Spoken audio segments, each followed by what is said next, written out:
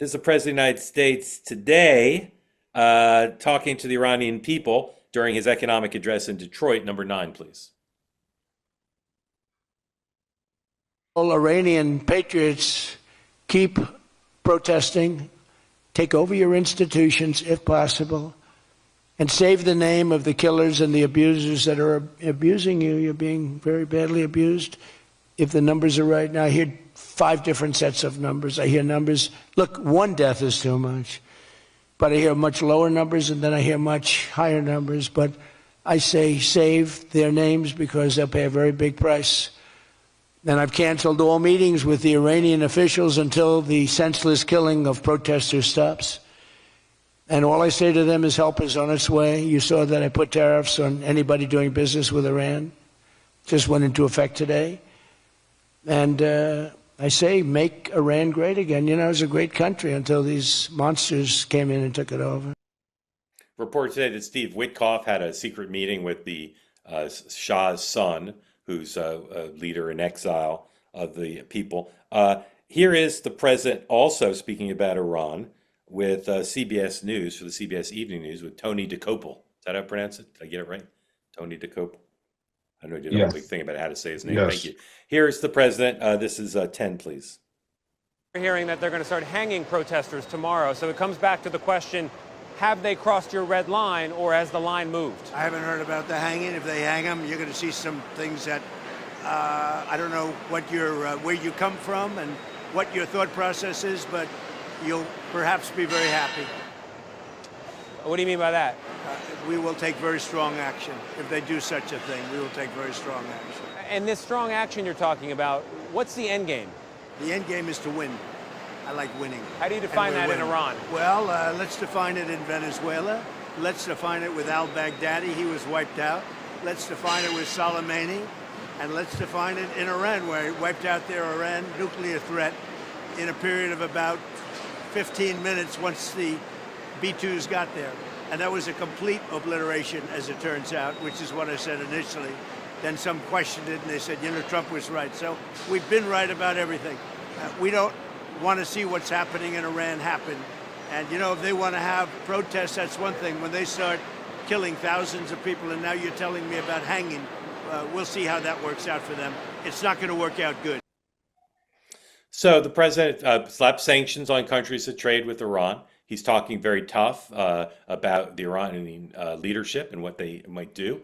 He's saying inspirational things or hopeful things to the people of Iran, and he's talking secretly to the Iranian leadership. Melissa, is that what a Democratic president would be doing? Is this all like a boilerplate, the right things to do, or is there something that Democrats might find objectionable to how the president's handling this? Well, I think that with Trump derangement syndrome, you're going to find Democrats finding something wrong with everything that Trump says and does.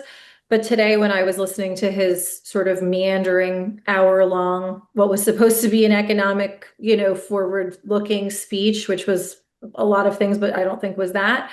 That one moment that you just highlighted, I thought was very human. I was nodding along with. And we're in the middle of a humanitarian crisis, and I think history is going to judge us for which side that we're on. I think that the thing that he needs to do, which he didn't do in Venezuela, which could keep him on the right side of this, is to coordinate closely with our allies. Because I think there are people from around the world, other countries who we count ourselves as allies, who are on the same page here. So I think that we should shake off the go it alone attitude and lock arms. And if we're going to impose tariffs and others are going to impose tariffs and we're going to have a strategy, we should be working together as a group instead of doing it on our own. Mark, how do you agree or disagree with what Melissa said and what the president said? Well, first of all, total kudos to the White House comms team. Doing that interview with all the clangs and the mechanical just goings on of the background in Detroit that's an awesome visual. So great job by them. But also, the fact that, Melissa's totally right. The fact that that is a very human moment, that you can tell when the president really cares, when women and children are being murdered in the streets. We see this wherever this happens around the world. He's personally invested in it. And so for him to really offer, his concern right now, that was a really good deal. And the fact that when the president can offer his human moments in a public setting, that's good for the country. That's good for him. That's good for the party. Do either of you have a sense of where this is headed? No. Okay. I mean, look, I wasn't expecting last week to wake up and find out that we had arrested the head of Venezuela and his wife. So I think that nobody knows where this is going just yet. But it What does seem like there's going to be some regime change. The question is, does this get violent? Do we have boots on the ground? How does this all happen? But it feels like it's heading in a direction where it's coming to a head.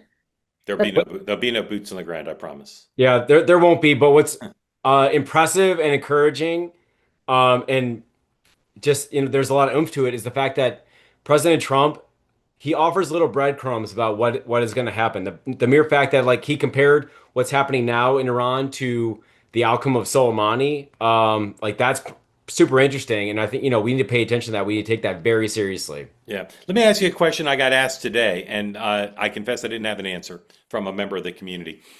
We talk about the president saying, well, we'll strike Iran if they cross the line. Why aren't these strikes a joint operation with NATO, the Saudis, maybe not the Israelis, but maybe the Israelis? Why is this a U.S. operation as opposed to a multilateral operation?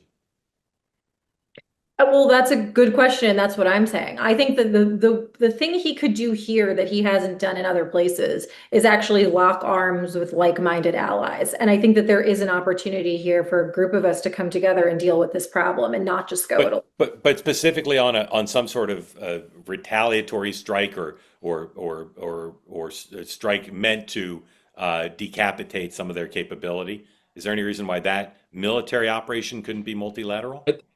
There's a difference between a diplomatic sort of multilateral show of force in that, like, to show a coalition, there's value to that. Militarily, the Saudis or the Europeans collectively, they can't hold a candle to our capabilities. And the fact that with our previous Iranian strike in the summer, like that showed we are steps far and away beyond better than and more capable of a strike. And from a trustworthy standpoint, if we can do it on our own, why should we not? At least from a military perspective. From a diplomatic and rebuilding or coalition coalescing around like a common theme, of course that is a multilateral, multi-nation, everyone. But Right. military, that's different. Friends of Cozy Earth would like you to enjoy a 20% discount, courtesy basically of me. Go to cozyearth.com, promo code two-way, 20% off the bubble cuddle blanket, the sheets, the towels, and the glorious pants that you can wear anywhere. Comfortable, stylish, and I couldn't recommend them more. Right now, go to cozyearth.com, start the new year off right, and give your home the luxury it deserves. Make it the home the best part of life. Head to cozyearth.com, use the promo code two-way, get 20% off. The post-purchase survey will give you an opportunity to say Mark Halpern sent you. And again, this applies to everything on the site. The bubble cuddle blanket, the luxurious sheets. Right now, they've got a Baja bedding set. It's their first collection to have a complete matching set. Everything you could imagine buying to make it a part of your bedroom. Reversible design, premium fabric, timeless colorways. Perfect set to create your own resort-inspired haven at home. Who wouldn't want that? Luxury bath towels, the bubble cuddle blanket. Lose yourself in the luxury of that thingy. Again, go to cozyearth.com, promo code two-way for 20% off. Refresh your routines with comfort that makes every day feel like a new year. They say that something that's easy is like a walk in the park. Well, easier than a walk in the park, hit the subscribe button, be part of the two-way community, never miss an episode, be part of our conversations. Thank you for your service to America. And don't forget, you can now listen to the morning meeting and two-way tonight on Apple, Spotify, or wherever you get your podcasts.